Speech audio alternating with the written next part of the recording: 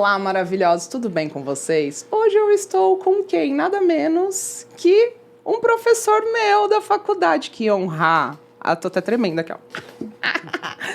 Eduardo Viana, se apresente para o pessoal. Será que eu te chamo de professor? Hoje a gente é colega, né? Hoje a gente é parceiro, com certeza. Bom, eu sou ex-professor dela, como ela falou, mas hoje eu sou colega de profissão, arquiteto. E para mim é engraçado isso, porque toda vez que eu entro numa sala de aula e eu vejo uma turma nova, eu falo para eles, olha, hoje eu estou professor, mas daqui a um tempo nós seremos colegas. E eu tenho tido muito ex-aluno que é meu cliente, que me indica, ou às vezes a gente se encontra numa reunião. E eu acho legal passar isso para os alunos na sala de aula, porque eu falo, então, a gente está numa situação aqui em que eu tenho um pouco mais de poder, né? Assim, eu estou aqui ensinando, mas vocês têm que entender que uma hora a gente vai estar na mesma ali, trabalhando no mercado, atendendo o cliente. E, portanto, sejam bonzinhos, né? Porque se você for um mau aluno, um cara mal educado, isso fica, né? E aí? Fica imprimido ali, ó. O que ficou de Sabrininha? Aquele cara... Não, você sempre foi muito querida e eu sempre enxerguei você como uma aluna que era profissional já. Que eu lembro que você chegava, tô fazendo um projeto, tô correndo ali, não sei o quê. Eu já te via como uma arquiteta já. Não são todos os alunos que são assim, né? Mas eu sempre achei você muito séria, assim, nesse sentido, né? Embora você fazia as bagunças lá com seus colegas. Né? Eu era do bar, né? A tua turma era bem interessante. Vocês eram unidos e maduros, assim. O pessoal, hoje é difícil a gente encontrar turmas assim, viu? Eu achava que era um pessoal mais adulto, né? Hoje eu vejo o público um pouco mais, assim, infantilizado, sabe? Eu não sei se não sei o que está acontecendo com a juventude, que ela está demorando a amadurecer. Sério? Mas eu sinto isso, assim, ao longo de 19 anos que eu estou dando aula, eu vejo que as gerações estão ficando um pouco mais descomprometidas, né? Não querendo, assim, fazer um juízo de valor, né? Mas talvez eles estão tendo a sorte de poder viver um pouco mais a juventude sem responsabilidade, que eu acho isso uma vantagem se você tirar proveito disso. Acho que não tem demérito, né, disso.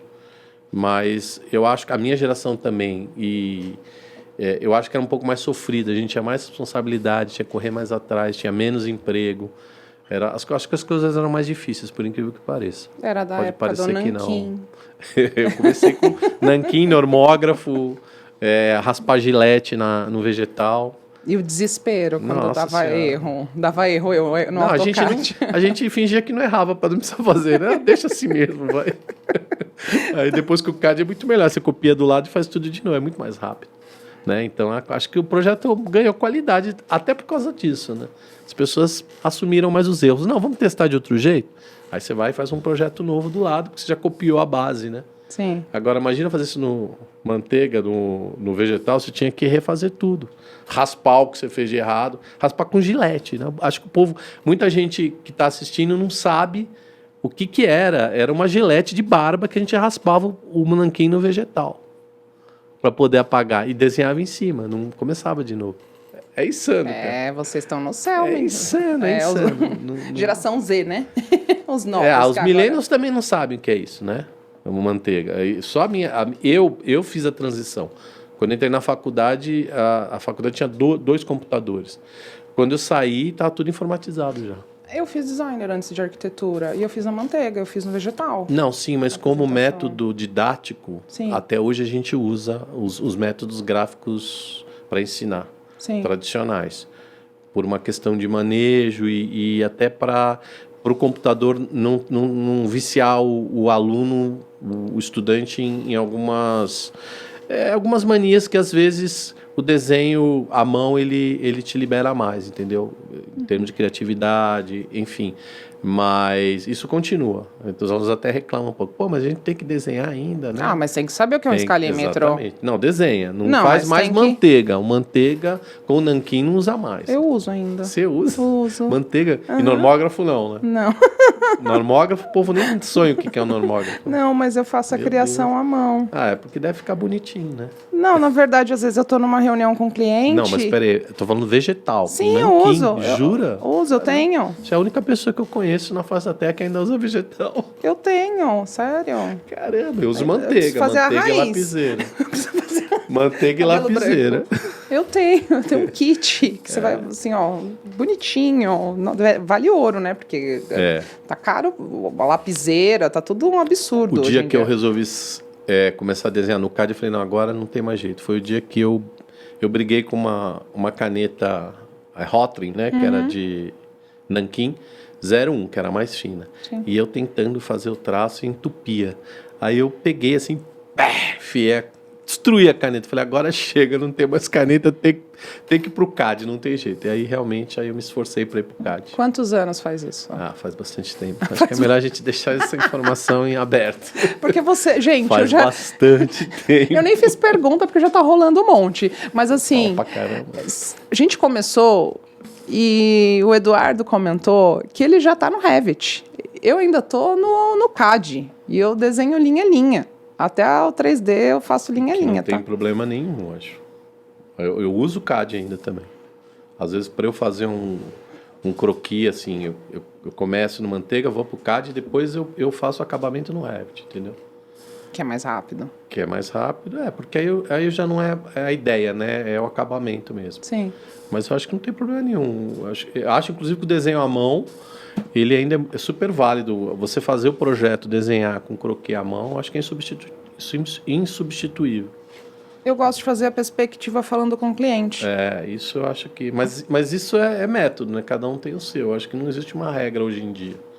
A questão é velocidade. Eu acho que é muito mais rápido você fazer um croquis para organizar suas ideias, porque a ideia é para você, não é para você apresentar, do que você colocar isso num 3D, por exemplo, e ficar lá fazendo as volumetrias. Eu acho que demora mais. Mas isso é método, cada um desenvolve o seu, né? Tem gente que consegue ser rápido no 3D. Coloca 2 pessoas produzindo só isso, porque demanda tempo, né? Então, mas eu acho que para organizar o projeto você precisa do plano, né? Do 2D ali, da planta, ver os espaços. E aí eu me dou melhor ali no papel físico, entendeu? Tô contigo. Vamos lá. Primeira pergunta. Defensores do papel. Conta um pouco em relação à tua carreira. Como você chegou até a arquitetura? Então, eu sempre eu tive uma personalidade artística. Eu desenhava, eu gostava de música, fiz teatro na escola. Então, eu já sabia que eu ia ter que fazer alguma coisa nesse espectro aí, né?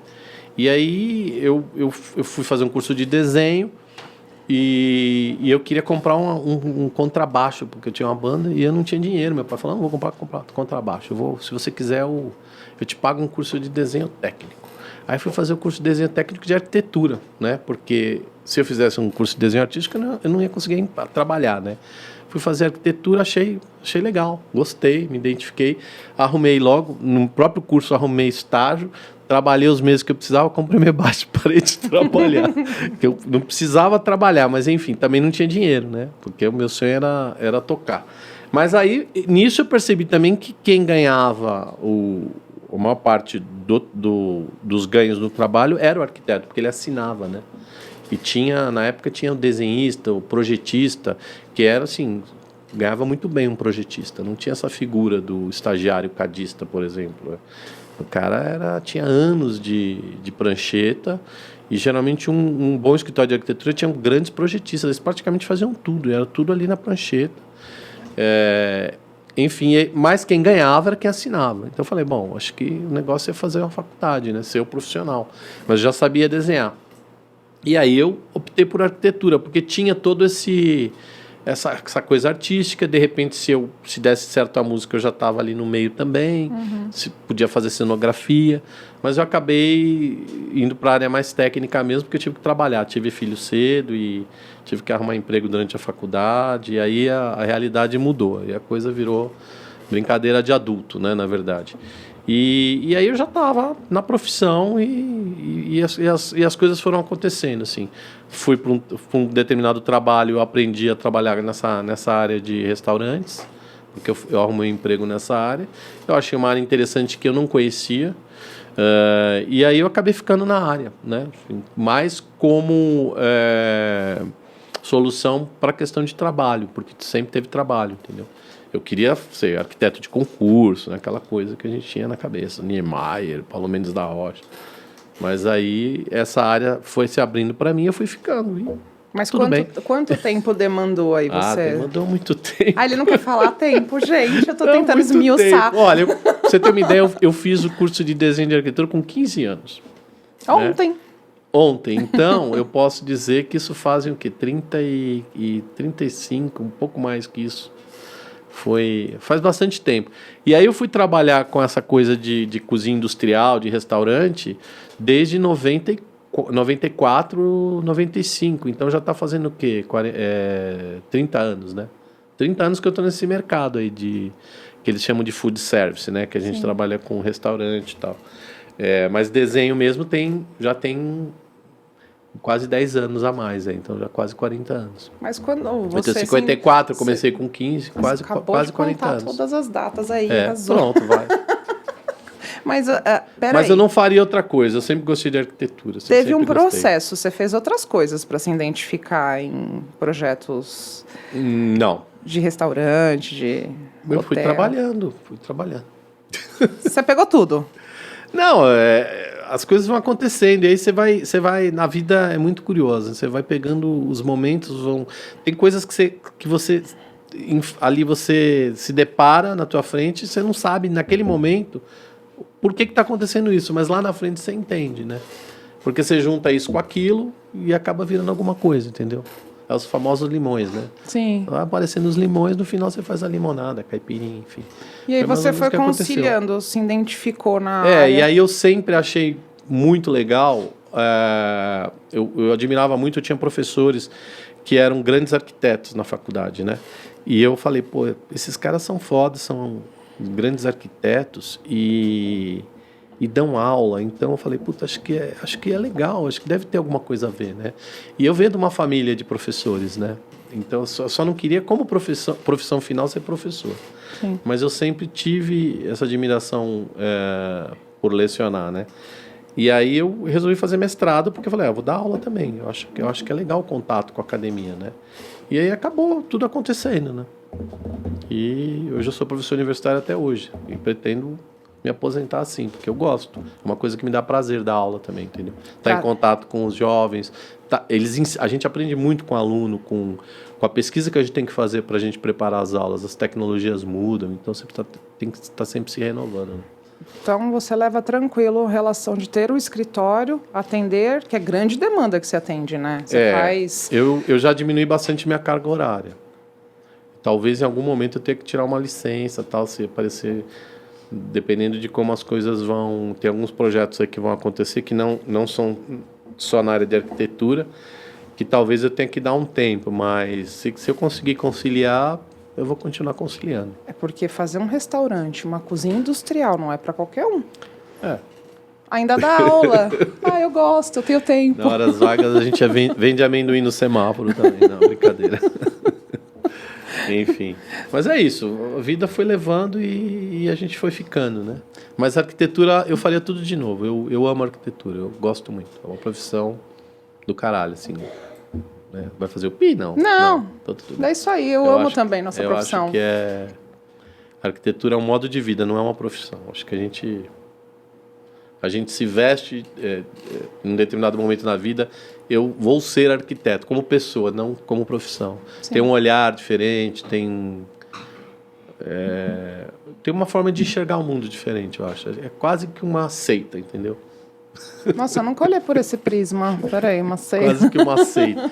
Tanto que quando o arquiteto se junta, quem está de fora fica meio boiando, não fica? Fica.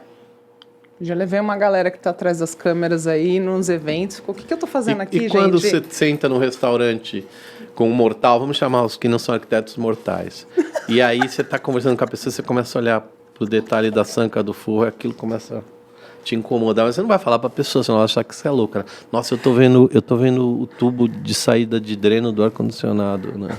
E a combinação? Começa a incomodar. E a combinação de cores? Nossa, então... E acabamento? Quem tem toque não pode ser arquiteto. Isso aí.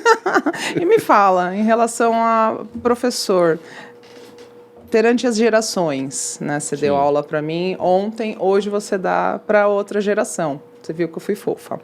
Você é millennium, né? Eu tenho 37. Você é millennium. Ou será que não? 37 para 21, pode ser? É millennium, você é millennium.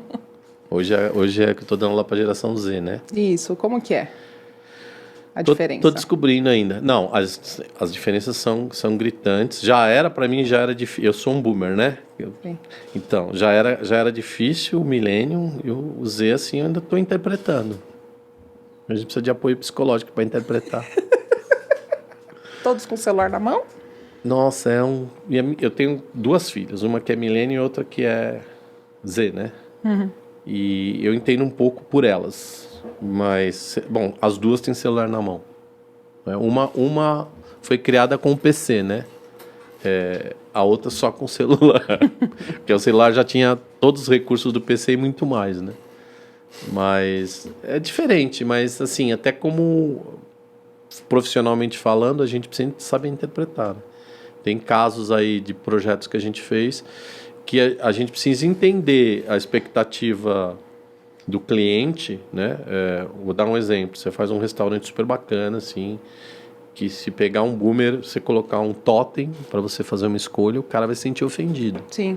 Mas o millennial não. O Z não. Ele acha do caralho escolher por um aplicativo ou por um totem. Mesmo se o ambiente for fantástico, assim, a comida for uma comida bem elaborada, ele gosta dessa interação. Ele prefere isso do que ter que dialogar com um garçom e pedir e ficar ali sujeito aos erros que são normais de pedidos, enfim. Ele acha mais prático, ele está acostumado com isso. Então, mas ele gosta da comida, assim como qualquer outra geração. Mas para ele tomar uma cerveja, comer uma pizza é um acontecimento, assim, tem toda uma atmosfera relacionada, né? Do lugar, de como ele pediu, de como vai sair na foto. Não sei se você entende isso. A jornada. Não, você não vai, eu tô desenhando. Você não vai fazer um restaurante onde a pessoa senta e come hoje. Aquilo tem que ser um cenário para ele se sentir em algum lugar que valeu a pena ele sair de casa. Instagramável, você quer dizer, né? Vamos usar esse termo, que é um clichêzão, mas é isso. Porque senão ele não sai de casa, ele pede pelo iFood, pelo Rap, sei lá por onde. Gente, mas e o processo de ir até o lugar? Espairecer, ver o verde, o sol, isso pode ser eu acho que para muitos isso é um incômodo. Porque a gente enfrenta trânsito, problema de segurança, lugar para estacionar. Não é legal, mas sair, ir para a rua e comer na rua, para mim é um negócio fantástico. Assim, não interessa onde, o que, dependendo de com quem eu estou, vale super a pena, né? Agora, talvez para essa geração, não. Ele não quer problema, só quer coisas boas, assim, outra vez que eu não faço juízo de valor, entendeu? Uhum. Nós pais, educamos essas crianças num determinado conforto. E a vida moderna dá um certo conforto que elimina determinadas coisas, né? Por exemplo, você não precisa mais sair de casa, ter um monte de perrengue para resolver um monte de problema. Você consegue fazer isso rapidamente. Então, as pessoas estão se desacostumando a enfrentar pequenos problemas para resolver coisas grandes ou coisas que interessam. Então é só coisa legal, assim, só pode ser legal. Não pode ter nenhum perrengue, entendeu? Então imagina um hotel, eu trabalho muito com hotel. Imagina você receber essa geração num hotel. Tô imaginando... Tudo tem que estar perfeito, entendeu? Tudo fofo. Tudo tem que estar perfeito. O quarto tem que ser perfeito, o serviço de comida o tempo todo tem que ser perfeito. O tédio, ele chega muito rapidamente. Se a pessoa não... Porque, veja, aí a gente vai ter que entrar em neurociência, né? Essa geração ela está sendo educada com altas doses de dopamina. Então, assim, tudo é muito excitante, estimulante. Então, qualquer baixa já deixa a pessoa entediada. Então, eu estou aqui na piscina desse resort, que chato, o que vai acontecer? Gente, e como professor? Como professor, nossa, então, aí nós Olha, eu acho que isso daria outro podcast, tá? Falar de educação é muito complicado. Porque isso é uma coisa que eu acho que, de uma maneira geral, todas as faculdades, todo o ensino deve estar enfrentando. Para você conseguir pegar a atenção do aluno e entrar nessa linguagem através da sua aula, que o método de aula convencional ainda é lousa, caderno, etc., né?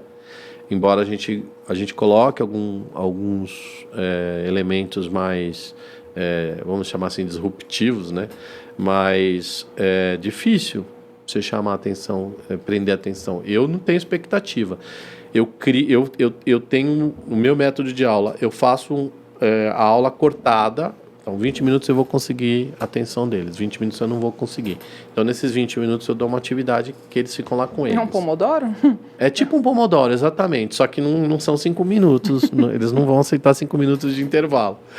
Então, aí você dinamiza lousa, explicação verbal, pesquisa na internet, exercício prático.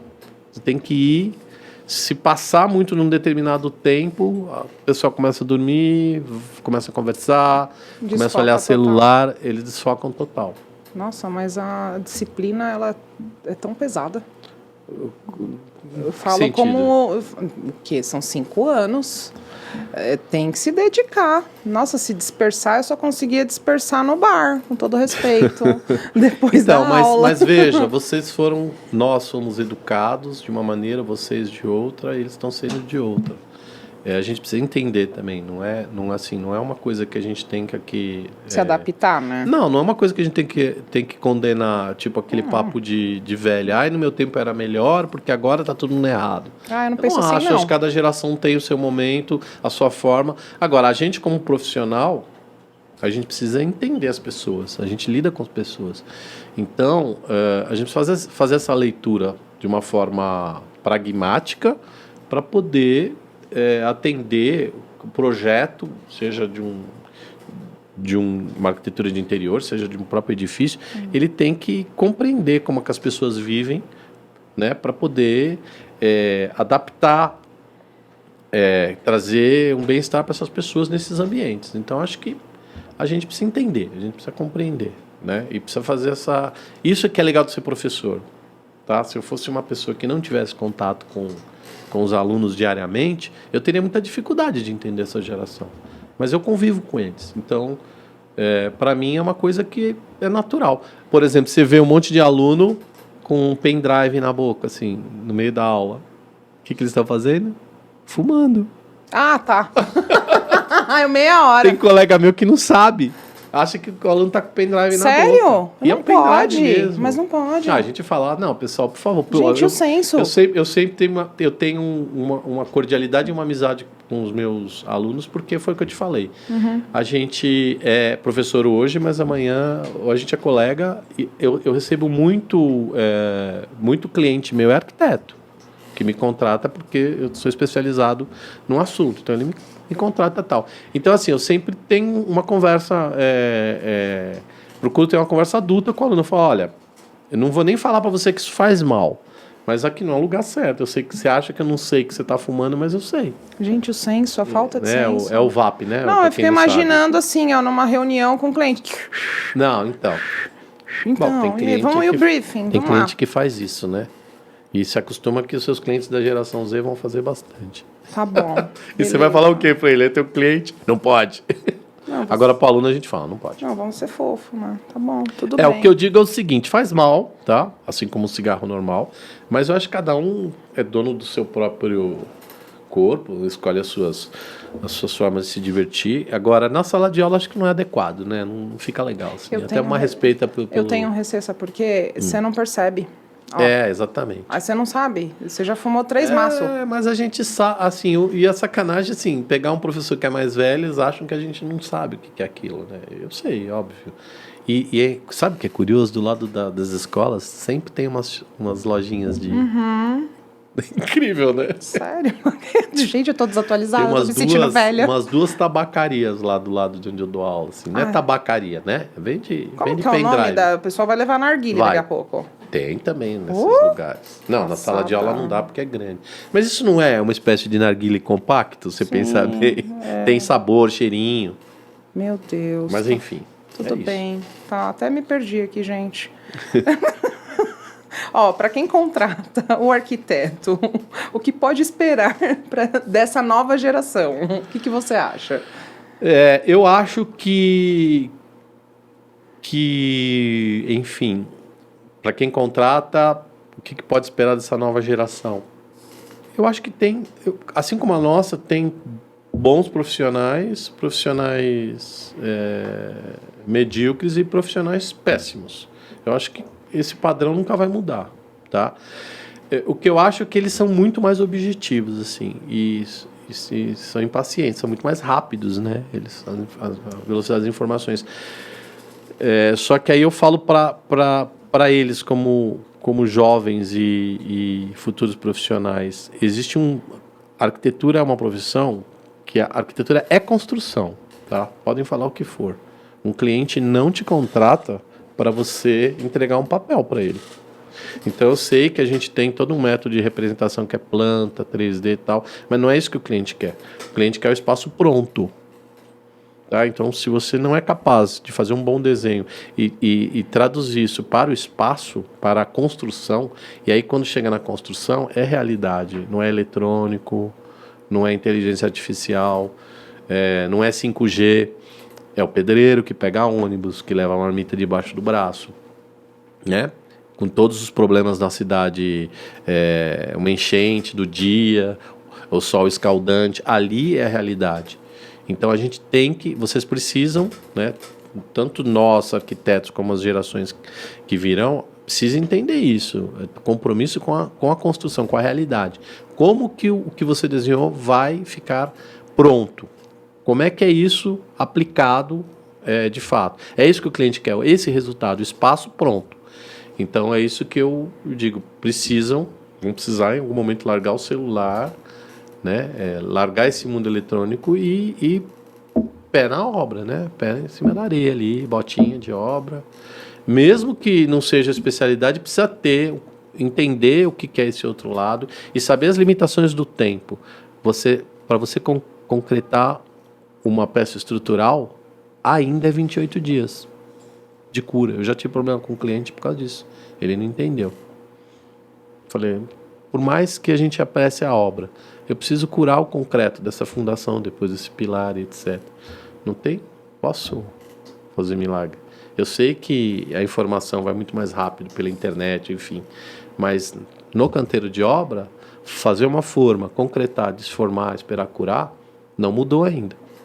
Tá? Isso, lógico, tende a mudar, provavelmente. Mas ainda, se eu fazer uma estrutura de concreto, é isso, né? Ou eu estou enganado, ou já apareceu um concreto rápido. Não, tem que respeitar o processo. Então, aí que eu acho que pode haver um choque. Então, o que esperar dessa geração? Eu acho que aí eu falo mais para a geração e menos para o cliente, né?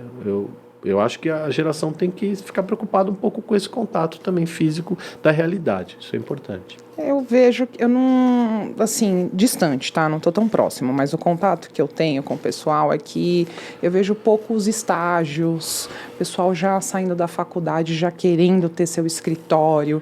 Ah, eu tenho um pai, enfim, ele está investindo, parabéns, mas eu não vejo o que eu passei lá atrás. Passei por diversos lugares para me sentir segura, para poder falar, olha, hoje eu tenho um CNPJ, posso fazer um projeto para você. Esse amadurecimento, sabe? Eu vejo que eles são mais rápidos. Por um lado é positivo. Isso é expectativa, né? Não, mas por um lado é positivo, porque ele vai quebrar a cara, essa pessoa. De algumas situações. Expectativa e realidade. Né? A realidade é outra. Assim, você pode... não é fácil ter um escritório também. Não. Mas eu vejo que a galera tenta. Eu acho isso interessante. Eu não tinha tanta coragem lá atrás, não. O Sabri Fidelis, ele já existia, eu já atuava. O que eu acho incrível é a tranquilidade. O pessoal é bem tranquilo. Eu me estressava por medo de trabalho, de oportunidade, do que eu vou fazer. E a galera parece que é de boa, não esquenta muito a cabeça. Conta. Estão preocupados na nova versão do iPhone, essas coisas. Sério? Assim. Nossa, eu ainda tô... Não, eu não sei, é a impressão que eu tenho, posso estar errado. Mas tem muita gente que tá pegando trem, ônibus, metrô lotado e tá vivendo muita gente dessa geração, que a realidade é outra, né? Sim. Agora, eu acho que um fato é que os pais, e aí eu me incluo, a gente gerou um mundo de conforto que a gente amorteceu muitas dificuldades para essas gerações, entendeu? Mais novas. E eu acho que também tem alguns aspectos também, né? Essa exposição à mídia, à rede social, o período de pandemia, isso tornou também essa geração bem vulnerável, assim, menos resiliente do ponto de vista emocional. É isso que eu entendo também. Que é uma coisa que a gente tem que trabalhar também, né? E o que você acha perante as redes sociais hoje? Eu acho que se a gente que é adulto não consegue lidar com isso de uma forma saudável, imagina os adolescentes, os jovens. É uma coisa... Eu já vi um documentário que os filhos dos caras que criam esses aplicativos, eles não deixam... Os caras que criam os aplicativos não deixam os filhos usar. Eu vi. Já vi também. Então, assim... nós vamos estar falando muito disso. Você sabe que agora foi proibido nas escolas, né? Assim, sim. Oficialmente. É uma reação. Não dá para deixar a corda solta. Desculpa, assim. Quem acha que isso é liberdade de expressão ou etc., eu acho que não tem filho, não tem ideia, porque os problemas, os problemas emocionais que já não são poucos, não. A gente vê as crianças estão deprimidas muito cedo, tem baixa autoestima, enfim, seria um outro podcast aqui. A gente vai assunto para outro podcast. Sinta-se convidado, já convidando. Mas eu não sou especialista, né? Eu só tô não, mas aqui é uma conversa. Aqui é uma conversa. Mas é complicado. E referente à nossa profissão perante as redes sociais, o que você acha? Então, sabe que eu tive vários ex-alunos que foram contratados por influencers. E aí, eu me lembro que teve uma época que a influencer que tinha mais seguidor, eu não vou falar o nome, obviamente, ela mal tinha se formado, acho que ela tinha quase 1 milhão de seguidores. E é lógico que o que ela postava? Fotos de decoração, cachorrinhos, e a vida dela, que era uma vida muito sofisticada, muito legal, assim, atraente, né? E ela começou a receber uma série de consultas para fazer projeto. Só que, gente, mal tinha se formado, a gente tinha acabado de se formar, não sabia nada. Então começou a contratar, eu tive uns 2 alunos que foram trabalhar para essa arquiteta. Expandiu, né, pra gente. Por um lado mas é aí bom, eu né? te pergunto, você, Sabrina, que tem uma tremenda experiência, desde que quando eu te dei aula você já trabalhava com um projeto, com acompanhamento de obra. Sim. Você acha justo você não ter a mesma quantidade de cliente ou oportunidade que uma pessoa? Não importa como que ela conseguiu ter 1 milhão de seguidores. Você acha justo, profissionalmente falando, que você sonhe muito mais para conseguir um cliente do que ela, sendo que você tem muito mais conhecimento técnico? Isso acontece. Justo não é. Agora, o que eu acho, não tem jeito. Tem que entrar na dança. Você tem que se divulgar. Não tem jeito. Então, tô aqui pra isso. Então, assim, por mais... Eu não gosto de aparecer, de falar. Eu acho que eu sou péssimo para essas coisas. Mas a gente precisa fazer o mínimo de propaganda. Por uma questão de sobrevivência. E fazer jus ao conhecimento que a gente tem. Porque o que a gente oferece para o cliente é uma coisa boa. Eu tenho ética, tenho responsabilidade pelo que eu venho em termos de serviço, né? Então, eu acho que eu me gabarito para isso. Então, eu acho que eu mereço uma oportunidade também de estar no mercado. Então, vamos para a rede social. É isso que eu falo. Mas o mal necessário. Tem um lado positivo e um negativo. O que eu acho positivo, assim, de forma geral, tem mercado para todo mundo, tem espaço para todo mundo, só que tem muita gente que não se qualifica para estar ali. Aí são os formadores de 3D. O que é formador de 3D? Faz uma coisa que não dá para construir. Sim. Vende uma coisa para o cliente. Eu sou uma pessoa, uma profissional que eu venho recebendo clientes para corrigir projetos, tá bom? Isso já há 2 anos que eu estou atuando solo, uma porrada, tá bom? E o que acontece? O 3D é lindo, mas ele não é executável. E aí o apartamento é pequeno, você vai me colocar azul escuro em tudo? Num corredor? Não dá. A pessoa vai ficar ali e direto. aquela laje de 20 metros com 10 centímetros que Então, aparece iluminação, no 3D, que aceita estruturalmente tudo. Então, e iluminação, e marcenaria, ergonomia. Então, assim, sempre boas práticas. Mercado para todo mundo, mas vai estudar um pouquinho, vai estagiar. Pois Passa pelo caminho que eu passei. Mas é aí que tá, seja né? humilde, pergunte. Eu não tenho vergonha de te perguntar, de te ligar. Sim, mas nem... Não, eu não tenho. Tem coisa que eu não sei. Exatamente. Agora, vende num preço que não é fora de cogitação. E aí a pessoa vira para mim e fala Vende assim, a grife, olha, né? vende o 3D. E aí você pega o projeto, agora é BIM. Clicou, tudo errado. E eu até elogiei, tá, um dos projetos. Falei, nossa, tá lindo. Eu falei, não, mas esse ralo aqui, esse ralo? Então, assim, se perde. Então, talvez seja o equívoco da geração, talvez essa geração nova, que vai e acelera no processo e quer fazer tudo no 3D, só que não está no campo. Sim. Não praticou lá atrás, não foi estagiário, não foi humilde para perguntar para outro profissional. Eles são maravilhosos, eles atendem em 30 dias. Quem que atende em 30 dias? Eu não atendo em 30 dias. Entrega um pacote, dá para executar? Não dá. Então, por isso que eu falo, que acho que até é uma pergunta que você ia me fazer. Sim. Se eu sou cliente e eu quero buscar um bom profissional, eu posso escolhê-lo pelo Instagram? Eu gosto de ir, eu já vou no CNPJ, eu vou no eu LinkedIn. Eu tô te perguntando. Fui entrevistada. Aí eu vou lembrar dos cirurgiões plásticos que andaram assassinando os rostos de umas pessoas por aí. Você já Sim. viu, né? Uhum. O que eu... eu acho o seguinte, é o que eu falo para qualquer cliente meu. Você liga, pede referência de 3 clientes, no mínimo, que você já trabalhou. E pede o lugar, e vai visitar o lugar construído. Vai ver o pós-uso, vamos falar assim. E aí você vai saber se o profissional é bom ou não. Não pela internet.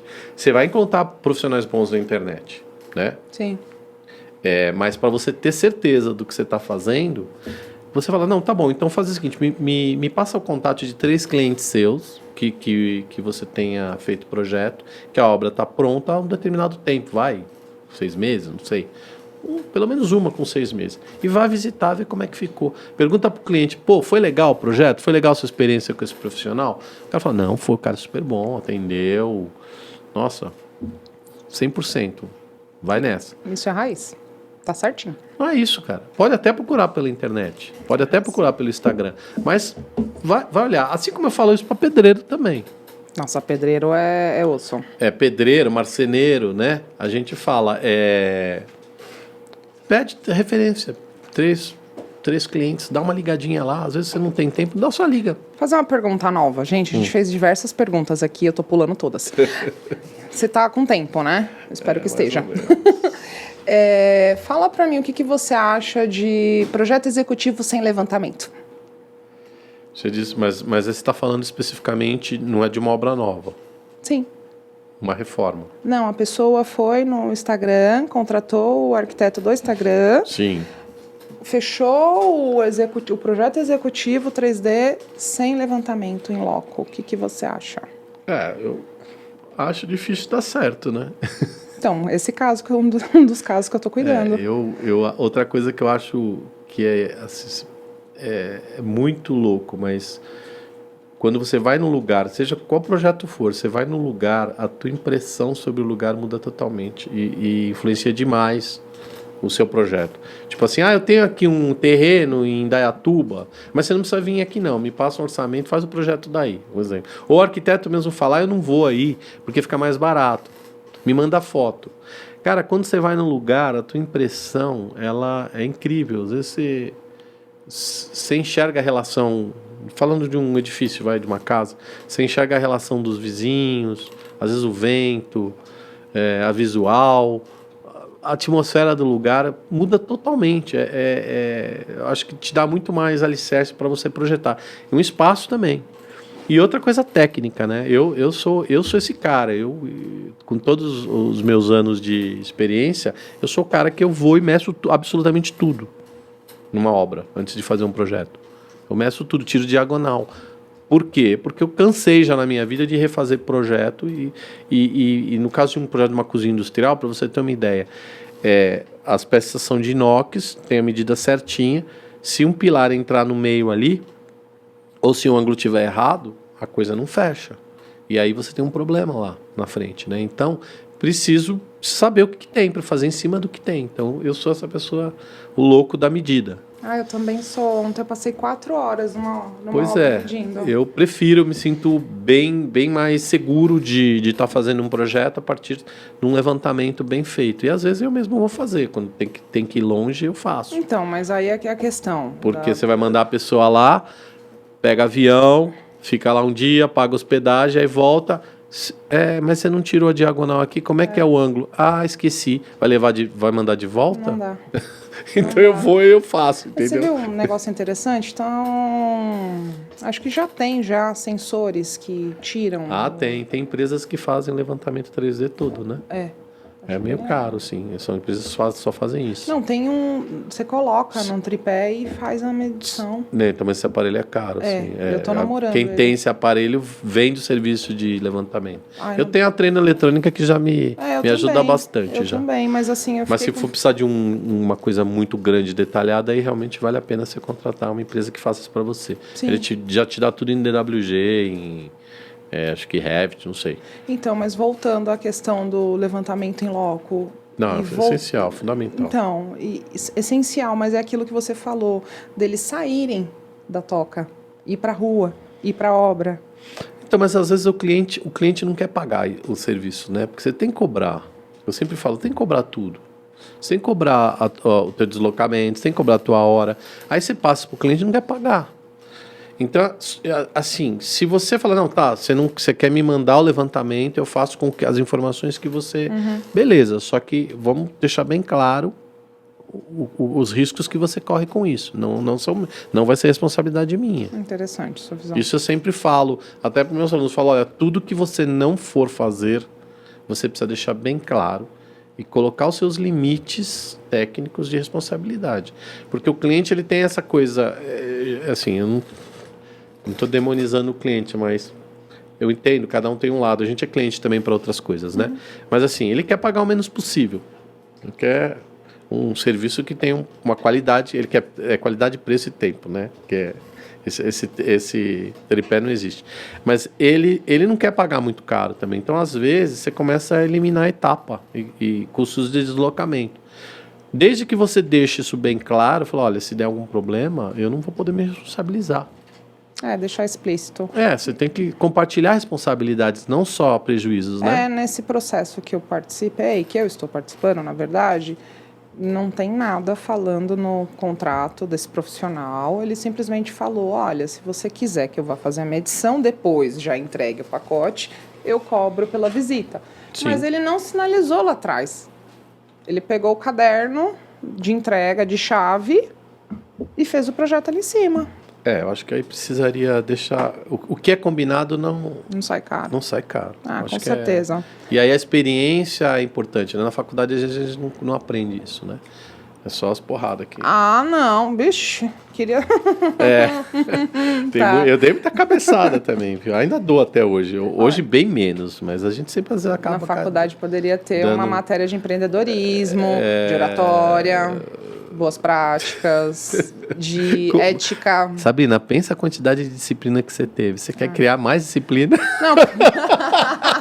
Você quer matar. Os alunos de arquitetura vão querer te matar, cara. Brincadeirinha. Já fica... Não, você sabe que eu conheci uma psicóloga que ela falou que o curso que tem mais problemas emocionais de saúde mental são os alunos de arquitetura.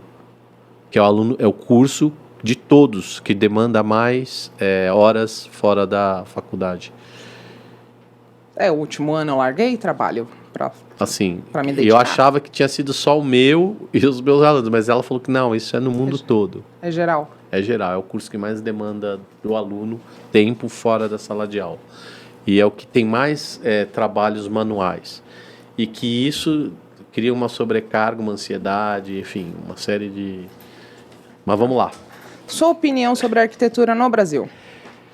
Então, eu acho que a gente viveu um momento... Eu tenho que falar, para falar de hoje, tem que pensar no passado, né? Embora eu, óbvio, não tinha nascido ainda, mas o Brasil foi uma referência, né, da arquitetura no mundo. Ele era um dos grandes produtores de arquitetura, de boa arquitetura. E a gente perdeu esse lugar já faz tempo. Eu acho que a arquitetura social pública, ela empobreceu demais, né? Obviamente porque não tem mais recurso para fazer grandes obras, museus, enfim. Eu acho que a arquitetura corporativa ela é muito prática. Eu preciso do escritório, o escritório é aquilo, entendeu? O pessoal faz o que dá para fazer. Então, acho que existe um problema aí de recurso, mas eu acho que a nossa arquitetura... Que grande, assim, obra, que grande, vamos dizer assim, projeto que a gente tem hoje, ou de uns 20 anos para cá, que a gente pode comparar, por exemplo, com o que foi Brasília, o movimento modernista, ou mesmo o movimento racionalista paulista aí dos concretistas. Eu acho que a gente perdeu isso, empobreceu, né? Acho que do pós-guerra veio muito arquiteto de fora que criou edifícios muito interessantes, principalmente no centro de São Paulo. Então acho que hoje a nossa arquitetura é uma arquitetura relativamente pobre, tá? Como um elemento cultural, assim, né, de relevância e no cenário mundial. Mas eu acho que existem avanços, tá? Eu acho que o arquiteto hoje é um profissional muito mais pragmático, muito mais voltado a atender as demandas do mercado. Nesse sentido, eu acho que cresceu bastante, né, o papel do arquiteto nesse universo, né? Você entra numa farmácia de 20 anos atrás, você entra numa farmácia hoje. Muito provavelmente quem fazia farmácia 20 anos atrás era um marceneiro lá, junto com um farmacêutico. Hoje você tem uma equipe, tem escritórios que fazem de arquitetura e de design que fazem, especializados nisso. As outras coisas para loja, para restaurante. Então acho que se profissionalizou bastante e criou um mercado assim, que eu acho que cresceu e está crescendo. E também um mercado paralelo que é o de fornecedores, né? Então acho que nesse aspecto existe aí um avanço. Mas, culturalmente falando, eu acho que, infelizmente, é uma arquitetura assim... É aquilo, né? O feijão com arroz. A gente faz o que a gente precisa, nada demais. E para o futuro? Então, para o futuro, eu sempre falo o seguinte, né?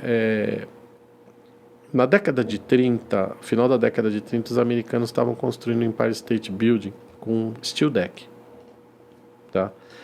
Na década de 50, a gente fez a nossa primeira siderurgia no Brasil. Não sei se você sabe que tem alguma relação. A siderurgia é que fabrica o perfil metálico. Então, imagina, enquanto os americanos já faziam, na época, o maior prédio do mundo com perfil metálico, uma tecnologia que só chegou aqui quase 80 anos depois, a gente engatinhou. Quando veio o modernismo, o concreto, ele conseguiu tirar esse gap de distância tecnológica. O Brasil ele conseguiu absorver muito bem o concreto, né? A tecnologia do concreto. O nosso movimento todo modernista é baseado na construção em concreto armado, né?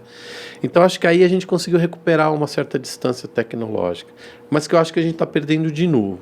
E com a construção da madeira hoje, que é a madeira industrializada, eu acho que pode ser uma oportunidade para a gente reverter isso de novo, dependendo de como a gente trabalhar isso, tanto no ensino, na academia, como no mercado. Então, acho que a construção em madeira, que é a madeira engenheirada, que não é você cortar uma árvore e fazer um pilar, a partir de sarrafos e colas altamente tecnológicas, você cria grandes peças estruturais em madeira. E existem indústrias no Brasil que estão começando a fazer isso, em menor escala, como no hemisfério norte, obviamente. Mas eu acho que é uma oportunidade. Então, acho que é uma oportunidade de mudança.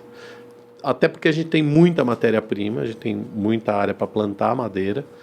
E eu acho que dependendo de como a gente trabalhar isso na arquitetura, na formação de arquitetos usando esse sistema construtivo, você está falando de estrutura toda feita em madeira. E tem prédios hoje de 33 andares na Noruega feito só de madeira, em estrutura em madeira. Então acho que é uma oportunidade, mas aí vai depender muito de como que a gente vai encaminhar tanto a economia como o mercado consumidor, como a academia, a faculdade, né, os cursos. Eu acho que é uma visão assim estratégica de médio prazo que a gente precisaria ter vindo de algum lugar, mas que lugar, né? Governo, eu não vejo uma autarquia, uma entidade, um grupo de classe que consiga direcionar isso, entendeu? Eu acho que a coisa está meio largada. O mercado vai abrir, a indústria já estão abrindo, vão tentar ganhar dinheiro, mas não existe uma coisa concatenada, sabe? Sim. Eu acho que seria bem interessante. A gente teria oportunidade de talvez voltar para uma certa relevância, dependendo de como a gente trabalhar isso. Mas você me trouxe a questão do ecológico, né? Porque a madeira é ecológica e o mundo todo está usando. Mas a gente tem oportunidade de se destacar porque a gente tem muita espécie de madeira, pesquisa, de etc. bambu também. Bambu, dá para você fazer o bambu engenheirado também. Os chineses fazem isso, né? Teca, esses móveis, inclusive é feito disso. Agora, do ponto de vista de software, eu acho que de alguma maneira a gente vai ver uma mudança grande no mercado profissional por causa dessas tecnologias. Você fala assim do... Peraí, gente, voltando. Do BIM, por exemplo, né? Ele já foi para o BIM. Não, tô falando de do assim, futuro, a sua né? visão dos softwares hoje, né? Em relação ao que está sendo usado hoje e o que vai ser usado amanhã. O que você fala? Eu acho que o BIM já é uma forma de trabalhar que você agrega ao desenho a informação completa. Você tem uma parede que tem coeficiente de térmico, você tem a especificação do material, a especificação do revestimento, tudo num desenho, né? Então, ou seja, a informação concentrada. Uhum. A inteligência artificial, e nem a inteligência artificial, a própria robótica já faz isso, né? Os boots de software, você consegue, por exemplo, cotar a planta sozinho, você põe um robozinho para fazer isso. Então, assim, a tendência operações muito trabalhosas, a gente vai ter uma operação muito rápida para fazer isso. Os serviços mais braçais de desenho, eles tendem a acabar. Isso vai propiciar um tempo maior para o arquiteto se concentrar nas questões conceituais e de criatividade. Que a IA não vai substituir. Que eu acredito que não vai. Agora, os embusteiros, sim. Né? Aquela coisa de você ficar pintando parede de tudo que é cor, a inteligência artificial faz. Sim. Agora, aquela coisa de pensar mesmo, juntar todos os aspectos humanos, térmicos, técnicos, isso eu acho que a mente humana dificilmente vai ser substituível durante muito tempo. Acho que a gente continua ainda... E eu acho que o arquiteto fica mais relevante até porque ele tem essa capacidade de juntar tanta informação num objeto, no caso no edifício, né? Isso para a questão de quem está vindo, as novas gerações, vai ser uma paulada. Então, acho que tecnologia de materiais, tecnologia de representação de softwares, né? Agora, acho que também normatização. Eu sempre falo para meus alunos, fiquem espertos, porque conforme o mercado vai se sofisticando, vocês precisam se alicerçar de normas, vocês precisam trabalhar com normas técnicas, que elas que te garantem a segurança legal para o seu trabalho, né? Porque lá na frente você é vítima de um processo, uma coisa, uma construção, um procedimento errado, é a norma que vai te defender, se você seguiu a norma. Com certeza. O arcabouço jurídico, vamos dizer assim, técnico jurídico. Nossa, eu entrevistei um advogado que cuida de construtoras. Nossa, ele deu tanta dica legal. Aquela norma de desempenho... A paulada sempre vem para o arquiteto, né? Sempre vem. E cada vez mais o arquiteto tem que ficar esperto em relação a isso. E em relação aos projetos da sua carreira, assim, qual foi o maior que te marcou, o maior desafio? Eu não tenho, assim... Eu acho que é sempre o último. A gente está sempre aprendendo de um projeto para o outro. Então, sempre o último projeto é o projeto que te marca mais. É impossível, de um projeto para o outro, eu não ter aprendido ou ganhado algum tipo de insight. Assim. É raro, mas eu acho que sempre vai ter um que vai... Tem alguns projetos que a gente gosta mais de fazer, né? Eu trabalho, por exemplo, para umas irmãs na Baixada Fluminense, desde que eu me formei. Só que lá eu faço só arquitetura. Então a gente faz umas coisas assim meio escola, já fiz escola no meio da favela, reforma de colégio, parque aquático para as crianças. Esse aí a gente fez acho que em 2022. E, cara, assim, fiz a reforma de Era um jardim que a gente transformou num parque aquático, uns brinquedões que você vê a criançada ali, bicho. É um negócio brincando com o negócio que você pensou, tal. E são coisas assim que emocionam a gente, que não tem, assim, não é meu ganha-pão, não são trabalhos que vão me projetar, enfim. Mas são trabalhos que a gente entende um pouco como o nosso desenho, como a nossa criação, nossa preocupação, ela é relevante para as pessoas, sabe? E isso é legal. Acho que isso que me impacta, de alguma forma. Então você já respondeu, porque eu ia perguntar qual que é o seu favorito. Ele já falou. Não é nem questão de ser favorito, mas é questão de marcar, sabe? Sim. E a relação com a sustentabilidade com os projetos?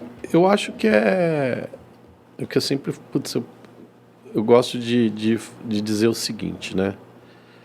Você pensa o seu projeto, eu vou fazer uma casa ecológica, né? Então aí eu vou pensar em placa fotovoltaica, economizador de válvula de descarga, vou pensar num revestimento reaproveitado, etc, etc. E aí você vai no canteiro de obra, o cara está quebrando o bloco de cimento de tijolo baiano, quebrando com a talhadeira para passar o eletroduto, né? O cara tá esquentando a marmita dele num negocinho que eles fazem com prego, assim, você já viu isso? Já. Eles põem a latinha de sardinha, aí o cara tá tomando água da torneira, não tem um bebedouro com água gelada, né? O dono da obra, ele gasta, às vezes, uma fortuna de torneira, mas é incapaz de colocar um micro-ondas para o pessoal da obra durante a obra, eles vão ficar lá quase um ano. Então, aí eu falo, cadê a ecologia, né? Cadê a sustentabilidade? É só na perfumaria, no material? Então, acho que existe um processo aí. A gente, como profissional arquiteto, a gente tem que entender que quem desenha o projeto, desenha como ele vai ser construído. E como ele vai ser construído determina se ele é sustentável ou não. Então não basta só você fazer um projeto bonito para o seu cliente e dizer que é ecológico. E o cara que fez o projeto, a obra para ele, como é que esse cara tinha condições saudáveis de trabalho? Ele foi respeitado como indivíduo? Ele ganhou bem, assim, teve uma remuneração adequada, né? Ou o consultor lucrou em cima dos caras e teve o menor gasto possível? Então acho que, para mim, falar em sustentabilidade é falar nisso. E eu vejo assim... É um global, né? Como um todo. Eu vejo muito blá blá blá. Como é que é greenwashing que fala, né? Muita perfumaria, muito falar isso é ecológico. O ecológico mesmo é o processo, é tudo. Outra coisa, como é que o que você constrói, o que você projeta, como é que isso impacta o lugar onde ele está, né? Se você vai estar mudando a drenagem de um terreno, está mudando a vegetação porque teve que desmatar alguma coisa, como é que você vai repor isso? Então, no meu trabalho, como é muito técnico, a gente tem algumas normas, né? A ISO 14001, em que a gente faz... É muito técnico, né? A gente faz... a gente recolhe resíduos para não deixar ir para o esgoto. A gente se preocupa com a compostagem de lixo, tem equipamentos já que fazem isso, filtros nos sistemas de exaustão. Então já faz um pouco parte disso, iluminação de LED. Então tem uma série de preocupações. Já está no organismo. Sim, do processo. Mas por outro lado também, para você fazer uma chapa de aço inox, que é o mobiliário todo de uma cozinha aço inox, a quantidade de energia elétrica que você gasta, não tem muito o que fazer, entendeu? Então tem limites para isso, mas na medida do possível, sim, a gente se preocupa. E eu me preocupo também, eu procuro entender o lugar que a gente projeta. Como é que a pessoa que vai trabalhar lá no dia a dia, né? Uma cozinha é uma tipo de uma indústria. O cara está lá trabalhando, tá a temperatura adequada, tá a iluminação adequada para ele, para a saúde dele. Né? Se ele vai ter um lugar depois para fazer uma descompressão, almoçar, relaxar, sabe? Eu acho que a gente precisa pensar também não só no meio ambiente, mas também no ser humano. Se o ser humano ele for maltratado, ele não vai tratar bem a natureza também. Empatia. Ele vai tentar tirar o sofrimento dele explorando a natureza, que é o que acontece hoje. A pessoa morre de fome, ela vai para o norte fazer garimpo ilegal. Porque ela não tem outra forma de sobreviver. Tá certo? Não tá, mas onde a gente está errando? Não é só na questão ambiental da árvore, do lugar, é da pessoa também. A gente não está enxergando como é que essa pessoa impacta um indivíduo, né? Então é complexo. Também daria outro podcast. E me fala, quais foram as maiores lições que você tomou na tua carreira? Na tua trajetória profissional, assim, bom, eu acho que eu não tive todas as lições ainda, né? Porque eu pretendo trabalhar bastante ainda. Não, mas você tem marcos que te geraram gatilhos que te reservam. Olha, não vou fazer mais isso. Olha, eu acho o seguinte, lição. Eu acho que a maior lição é a gente tem que tratar bem as pessoas, independente de quem elas são. Se elas são pessoas, seu cliente, se é o ajudante de obra, se é o ajudante de cozinha. E mesmo na figura de arquiteto, às vezes você vai numa obra ou vai mesmo numa cozinha, as pessoas te tratam, você que vai fazer o projeto e tal. As pessoas mais simples, elas ficam admiradas, né? Quando uma pessoa tem chama de doutor, caramba. Sim. Eu acho que a humildade, cara, ela nunca é demais, entendeu? Então, acho que você ser humilde, todas as pessoas têm alguma coisa para te ensinar. Todo mundo tem alguma coisa para te ensinar e você tem que ouvi-las. Ter ouvidos, né? Não ser arrogante e prepotente. Acho que sempre um funcionário, um cliente, sempre vai estar te ensinando alguma coisa. Você nunca é dono da verdade, entendeu? Concordo contigo. Então, acho que isso talvez seja uma lição que eu aprendi na vida. E eu procuro... Às vezes a gente perde um pouco, né? O por uma ali, fica nervoso e tal, mas a gente procura sempre...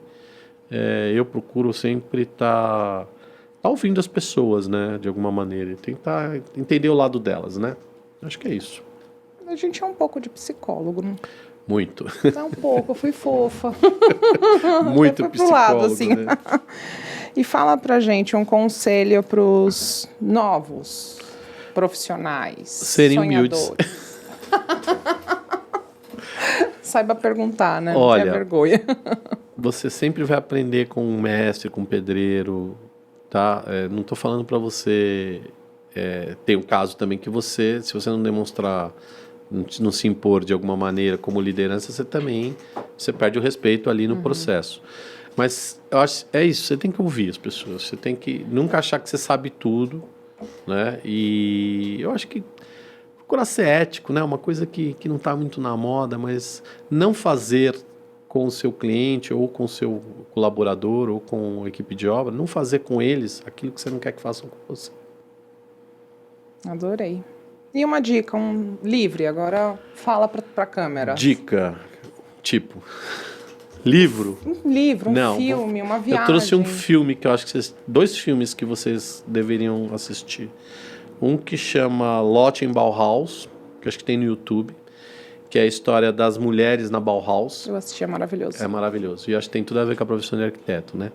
E outro é Flores Raras, que é a história da uma escritora americana, Elizabeth Bishop, que teve um caso amoroso com a Lota Macedo, que foi a paisagista que fez o Aterro do Flamengo. E elas moram numa casa... assim, tem muita arquitetura no filme, muita coisa sobre a nossa profissão. E é um filme muito bonito. Então, Flores Raras o nome desse filme. É lindo. Não assisti, chorar. mas vou assistir. É muito bom e tem muito a ver com a arquitetura. Só não E posso o estar no papel da TPM, mulher. né? Ambos falam sobre o papel da mulher na arquitetura, que é uma coisa que a gente não discutiu também, até porque eu tenho lugar de falha, né? Tem um lugar de fala e tem um lugar de falha. Eu, sendo homem, eu tenho lugar de falha. Eu posso falar da mulher na arquitetura, enfim, mas é legal esses filmes. Eu acho que é uma boa recomendação aí para quem quer entrar um pouquinho nesse universo. Obrigada. Imagina. Amei. Gostou? Valeu, gente. Um beijo. Obrigado. Bom, olha, se tiver uns erros vai ser agora, tá? Carta solar é muito louco, carta solar. O microfone nervoso. perto. Tem que ficar perto do som? Vamos lá. Ai, arrasou. Ai, gente, tô nervosa.